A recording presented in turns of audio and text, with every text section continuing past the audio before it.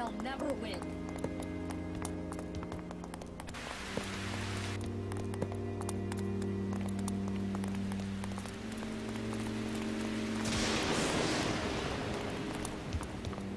Local traders barter household essentials and basic foodstuffs. A shaving mirror gets you 5 onions. A sack of potatoes could command as much as a blanket or warm coat.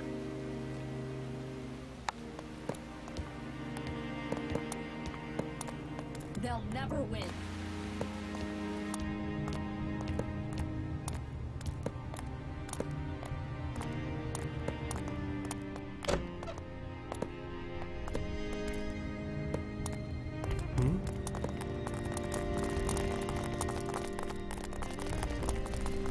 Do you mind?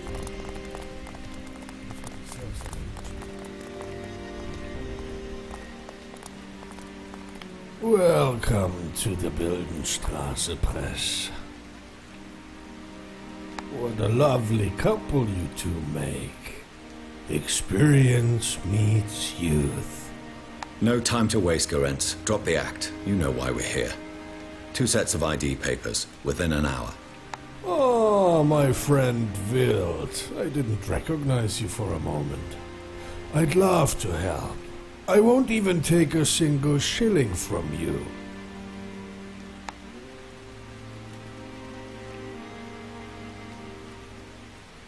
You're in a generous mood today. Well, maybe you could grant me just a small favor. I have a small problem with another client. Your skills may be of use. It's a delicate matter relating to Herr Grunwald. You may know him. Never met him. Wild, you really are an uncultured heathen. Herr Grunwald is the director of the Academy of Fine Arts, the majestic building opposite the marketplace. Pardon? I suppose you're not really a connoisseur of architecture. Take a look around sometime. Our city is magnificent. As well as running the art academy across the square, my neighbor, Herr Grunwald, makes a tidy sum by managing the art collections of Vienna's rich and powerful. These people spend a fortune trading unique treasures and rely on Grunwald's expertise for guidance. It's not yet clear to me where you or I fit into this. Well, the problem for Grunwald's clients is that he is not as trustworthy as he seems. He is fond of passing on forgeries as high-value pieces to his clients, supported by fake authenticity documents. Which you produced for him. Correct. And then guess what happened? The cheating fraudster Grunwald decided not to pay the poor forger Gorenz. And now I need to settle this liar's dispute. You guessed it. I want you to retrieve my forged certificates. I'll then tell Grunwald the price has now doubled. You're not slow to exploit an opportunity to make money, are you, Gorenz? A man is a reflection of his times. Is it not so, Wild?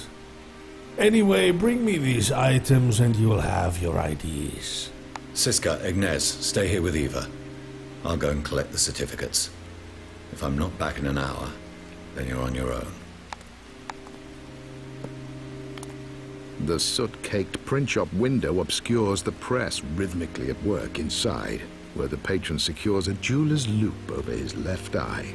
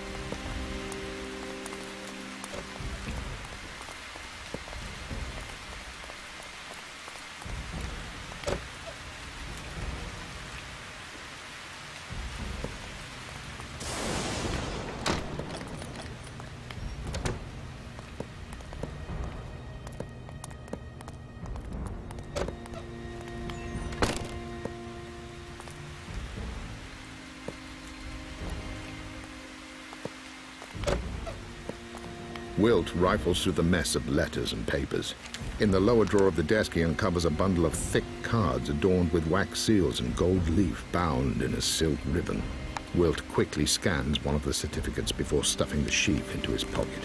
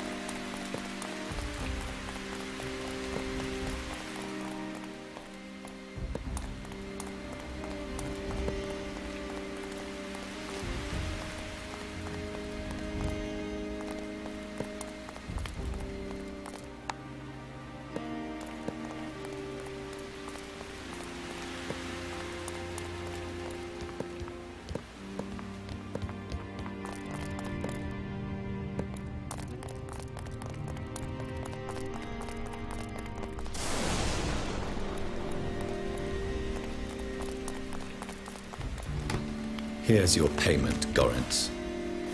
Wilt hands over the certificates. Gorentz tucks them into his pocket in exchange for the forged identity cards, each decorated with a flawless replica of the official Imperial seal required for border crossings. How do you know Grunwald won't simply go to another forger? There is nobody else within 200 kilometers of Vienna who can do what I do. Grunwald is a greedy man. He'll never hold a grudge if it costs him money. You're gambling on his greed outweighing his pride. Greed outweighs everything, Wills. Thanks for the psychology lesson. We need to get going. Ignace and Eva will need 2 tickets for their journey. Siska, can I leave this to you and your nimble fingers? No problem. I'll go ahead and find some tickets. There must be some unguarded pockets in the train station. Meet me on the departure platform afterwards. We must not quit.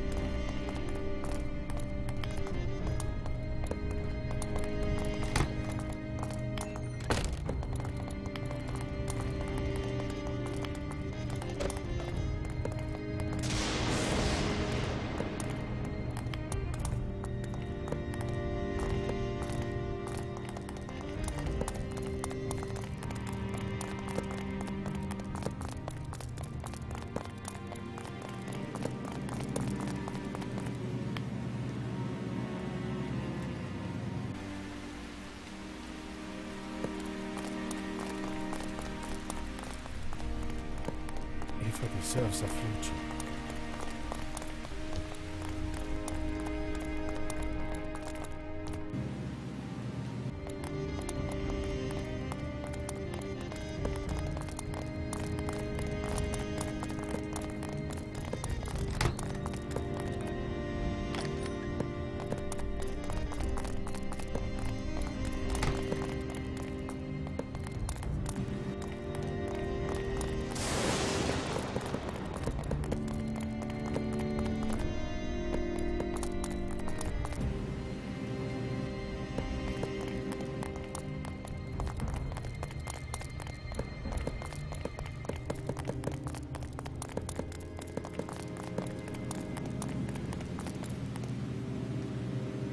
Farewell, Ignace.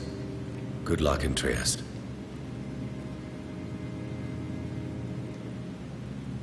Thank you. You weren't the worst human being I've ever come across. You probably don't deserve what Randain did to you. Or have planned. I promised that if you helped me, I'd tell you what I knew. If you want to learn more, go and visit the old Zeppelin factories south of the river. They were recently sold for a pittance to an investor representing Randain in a deal I was forced to approve. You can get there easily. Most of the underground trains stop in that area. Thanks, Ignaz. Maybe steer clear of politics in the future? Doesn't seem to have done much for your soul here in Vienna. I just want to forget it all. 3 years of misery, always afraid. At least I still have Eva. In Trieste we can start again. That's all I want. You and every other bag of bones on this planet wants another go-around. And even if you had it, even if you had another 50 rolls of the dice, you'd still end up the shivering shell of a man that stands before us now. You are not exactly sentimental, are you? I don't expect much from people, and they still find ways to disappoint.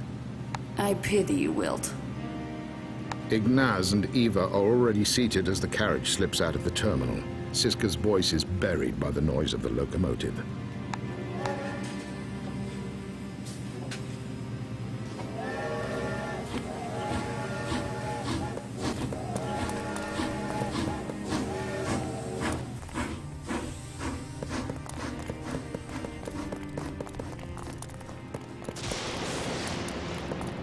They'll never win.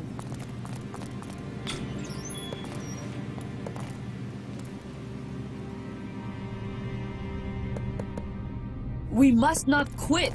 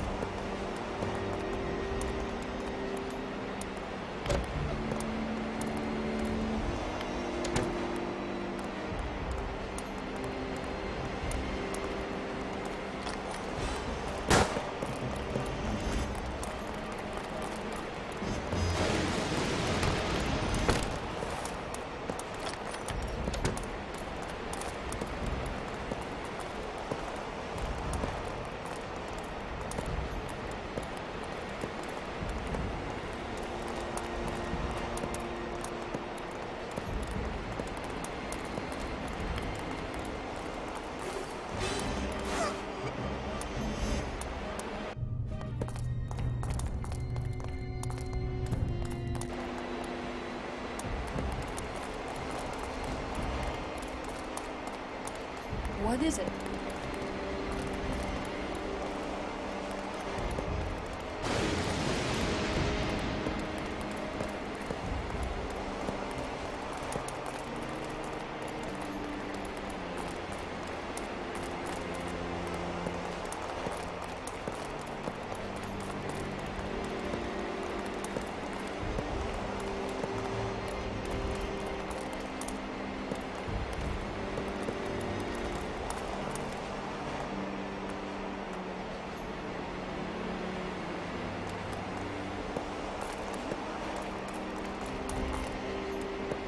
We can take the underground train to the industrial zone near the Zeppelin factories. We'll be there in an hour. Sounds like you'll have a lot of fun. You're not coming? This isn't a hobby for me, Siska. If you want to hire me, then pay me. Or else, good luck to you. Try Arno if you want to volunteer. He's always desperate for a chance to clear his conscience. Problem is, whatever he does, it's never enough.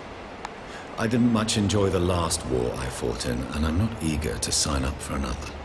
Siska watches intently as Wilt maneuvers through the crowd. She fidgets with the button of her worn jacket, waiting for him to change his mind, to turn around and re-emerge from the anonymous masses. Siska learned a long time ago that waiting for heroes would never change anything. And she was cross with herself for having once more entertained such folly. Heroes were for children's stories. In life, she'd met only those who cared more and those who cared less. The locomotive's steam whistle is deafening. Siska buttons her coat and slips off towards the freight terminal. We must not quit.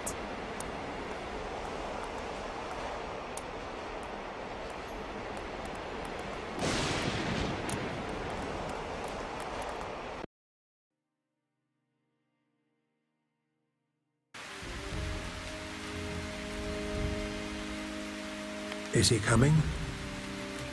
Arno's question fades unanswered in the darkness. Siska meets his gaze with a solemn shake of her head. So, we have to do this without him. Maybe if we wait a little longer. It wouldn't make a difference. He's not coming. A simple question of money. He wants more. I have nothing left to give to him. He figures he's in the clear with Rondane now that Ignatz won't link him to the town hall documents. Sadly, I cannot say that I'm surprised. It's just that I hope for more this time. After everything that happened during those first few days of peace, I think he just wanted to protect himself. Not caring was a sensible choice. Now, the habit has become the man. I'm not here to analyze that mercenary. We'll have to do this without him. Let's go.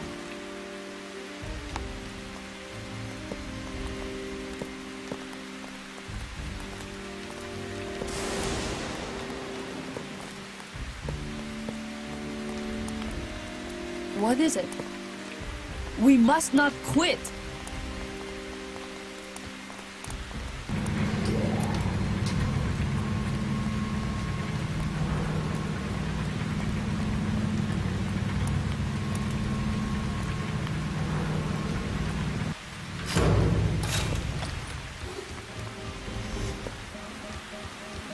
They'll never win.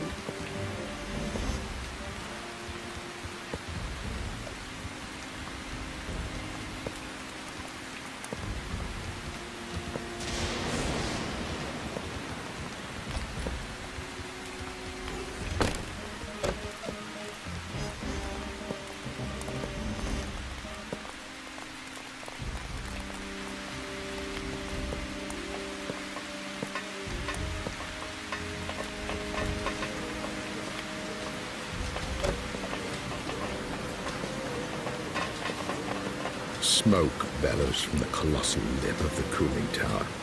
The stirrings of some steel titan echo from the cavernous chamber below. Keep going. We need to find access to the lower levels. They'll never win. What is it? Arno spits roughly, his throat coated with soot like bitter black chalk. Cold chimney silhouettes lurk in the smog, a thin forest of burned and barren tree trunks. Whatever is inside, it's not a small-scale operation. The factory appears to have its own source of power. Do you mind? We must not quit.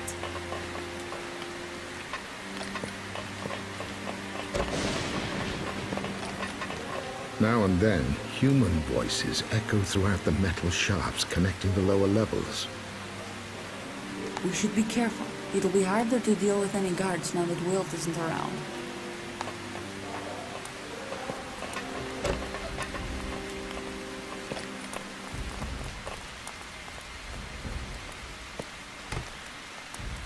Do you mind?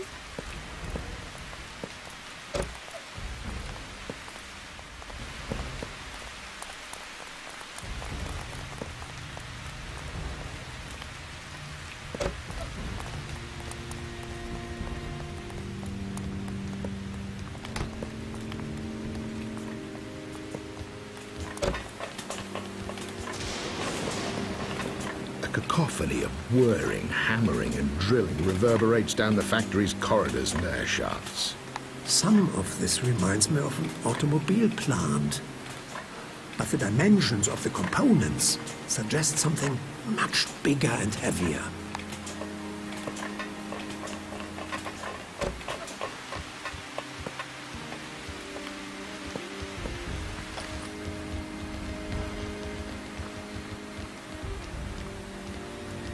The squeal from nearby loudspeakers pierces the din. Moments later, the factory noise has receded. The tannoy transmits a sharp intake of breath.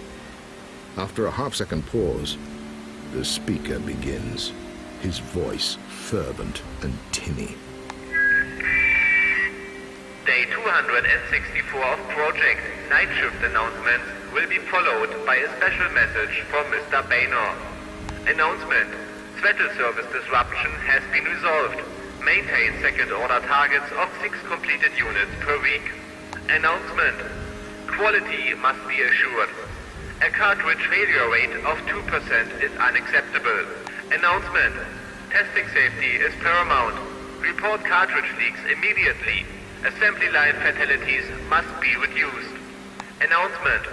All workers to down tools for a special message from Mr. Baynor. I would like to reassure our workforce that despite recent reports of abuse of our technologies, Rendane products are only distributed to trustworthy clients. Your work is essential for the continued safety of resident populations. Our products are bringing about a world in which war will be impossible, a forgotten legacy of another time. Only Rendane technologies can offer the required deterrent to would-be attackers and saboteurs. Consequently, I am delighted to announce that we will soon be upgrading production lines to deliver the next generation Mark II Peace Enforcer unit. Unscheduled announcement. Intruders detected. All security personnel to the northern assembly halls. The tannoy clicks off, and the approach of hurried and tense voices follows immediately. Siska looks to Arno to quell her panic, but finds only her own dread reflected in his frantic breathing.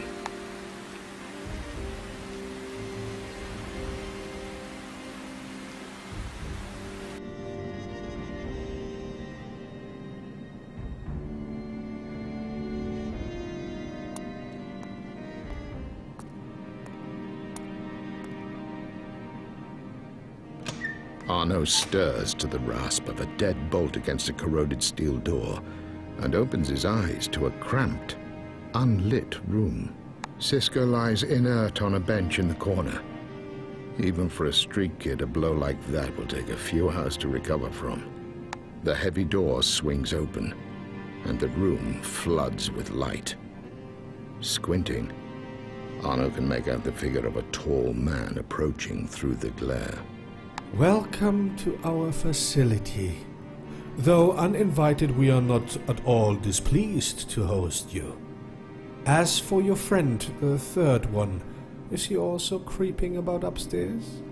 Siska has come to her senses, and with effort, sits up as she listens to Torvik's confident voice command the small space of the holding chamber. Not very talkative, I see.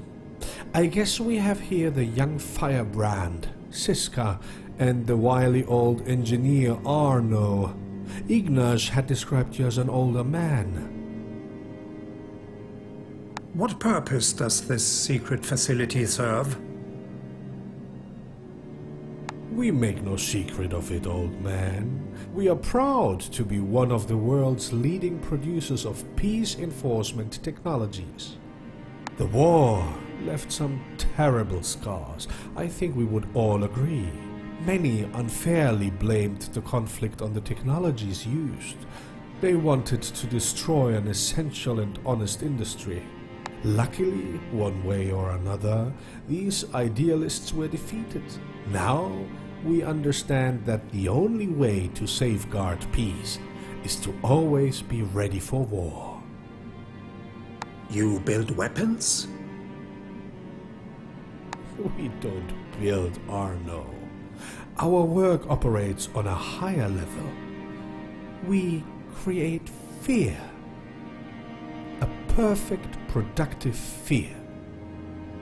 Only fear is powerful enough to deliver us along the route to peace. It is our most prized ally. I gather that you yourself have extensive experience in this field, Arno. We are all aware of the wonderful work you did as part of the Battlefield Technologies unit during the war. I did not choose where my skills were put to work. Before the war, I was happy as a medical chemist. We could use your expertise round here. Think about it. Anyway, I have some other duties to attend to now. We'll continue our talk later. With those words, Torvik is swiftly out of the door, leaving Siska and Arno once more in darkness. With the sound of his footsteps receding, Siska becomes acutely aware of her throbbing head pain. I've heard enough from Torvik by Noir for today. Let's get out of here. Siska slips a hairpin from the sole of her boot and sets to work on the rusty lock of the air shaft cover. Takes her less than 60 seconds. My, impressive. We should leave via the roof. There are fewer guards up there. Wait, if what Torvik said is true, we can leave this factory of death intact? I don't see any other option. I know better than most what these machines will be used for, Arno. The beginning of every battlefield horror has its roots in a place like this. When you look upon it, you see only steel levers, copper wires, and rubber handles. But I see something different. I see ripped and flayed flesh, scattered like meat in the streets. I see it all, Arno. The swollen eyeballs, the shattered fragments of bone, the rotten pulp of guts tangled in barbed wire. I cannot leave while this place continues to function. We must destroy this facility. I spent all my life designing things to work well. I suppose it shouldn't be too hard to do the opposite for a few hours. Let's move before I change my mind.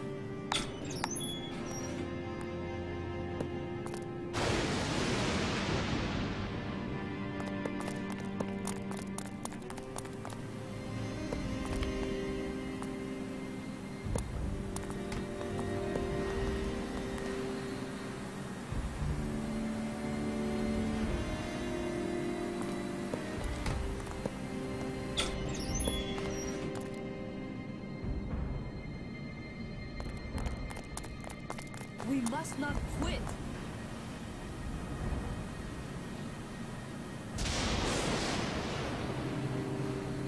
We must not quit.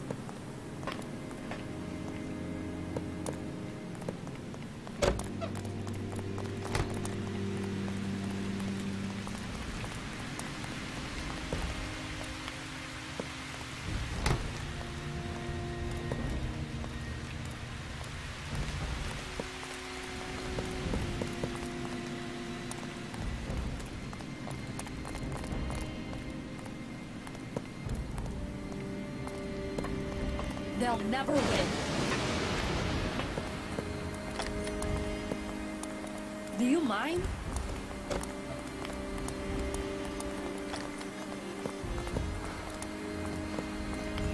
They'll never win.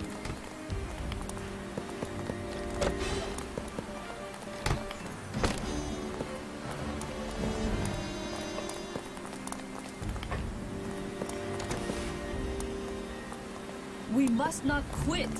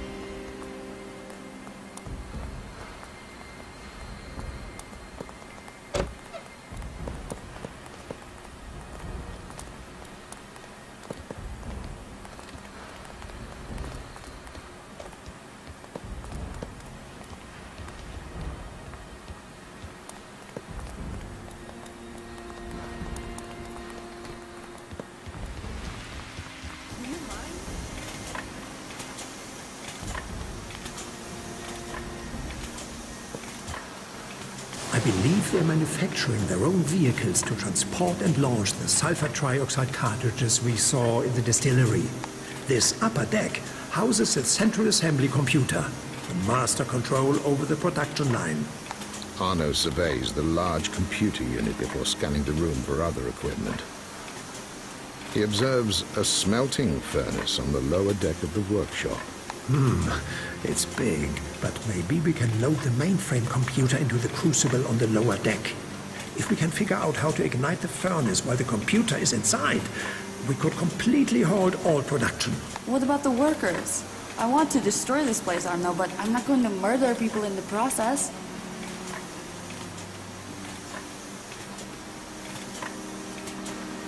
Maybe that's a price worth paying.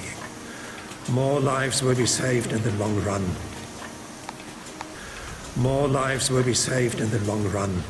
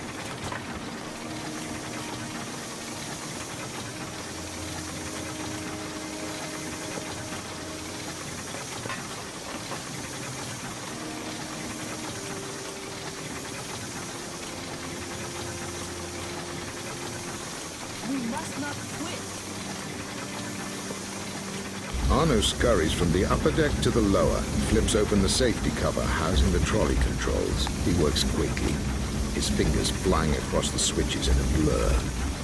And the last lever he toggles sends the heavy trolley careering toward the smelting furnace. Almost done. Now we just need to ignite the furnace by adding the molten zinc from the crucible.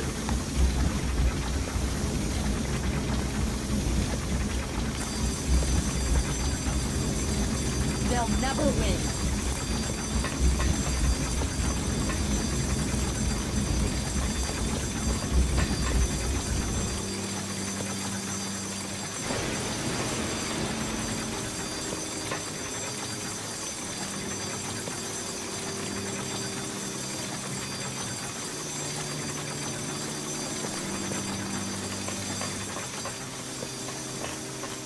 Instinctively, Arno locates the clunky hinges of the upper crucible. With two deft movements, he removes the steerings which hold it steady. The crucible slowly tips under its own momentum. Its volcanic ooze begins slowly, striking the mainframe with glowing chunks, until moments later, the molten metal is flowing into the furnace, enveloping the equipment underneath. Excellent. Now, if we can disable the cooling system of the main tower, that should ensure the fire spreads through the entire facility. We could destroy each and every one of these murderous machines. Arno, why did Torvik mention the Battlefield Technologies unit?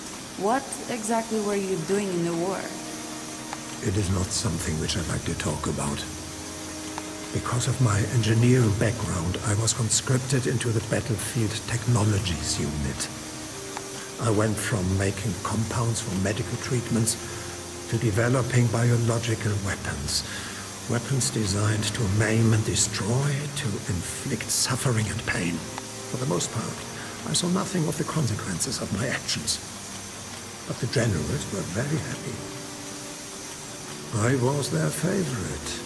So, It was only in the last months of the war, when defeat was imminent, that I was moved into a makeshift infantry unit. That was how I came across Wild. You designed the bombs? Bombs, bullets, missiles, traps, and much more, my child. It was an awful time, and I've never forgiven myself for what I allowed myself to become. Looking back, maybe I had a choice. I justified my actions by convincing myself I had no alternative. Today I have a choice. Let's get to work.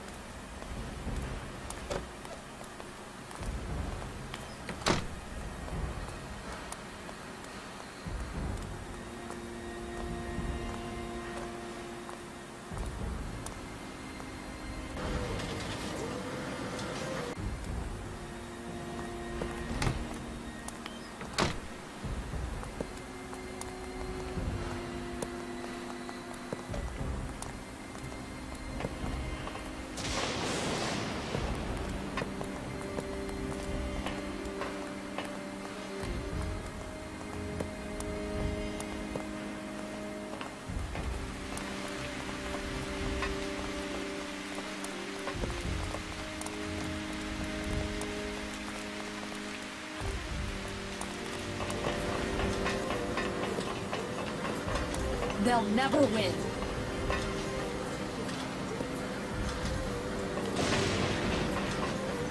Okay. I need to recalibrate the cooling system pressure. You will want to leave as soon as I finish releasing the valve covers. This place will be an inferno in very short order. How will you get out? Don't worry, I'll be right behind you after I finish removing the pressure stabilizer sockets. Siska watches as Arno collects the 3 master valve keys from the control panel and then studies the valve blueprint.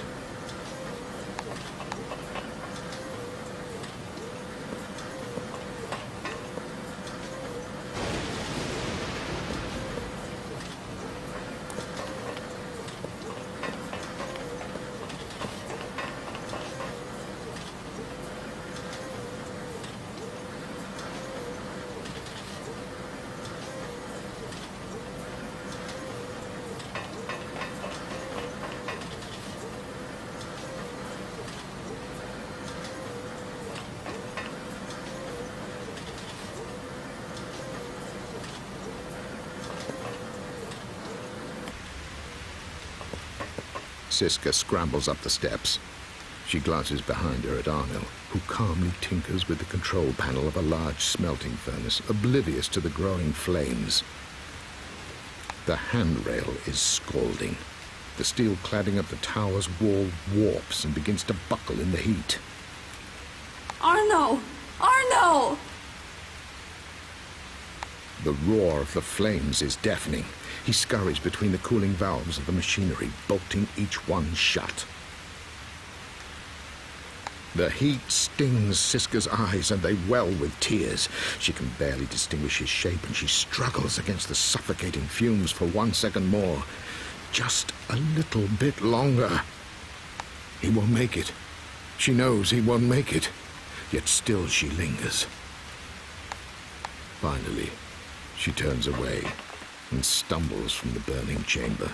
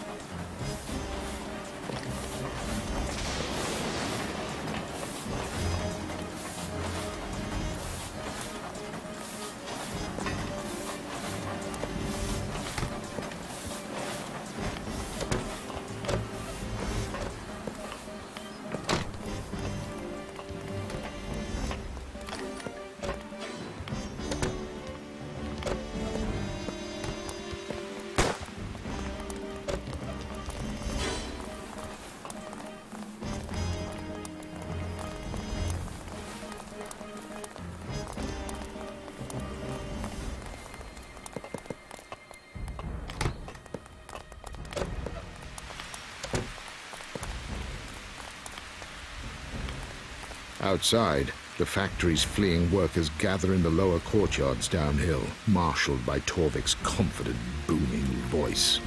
Siska coughs and hacks as her lungs expel the noxious fumes.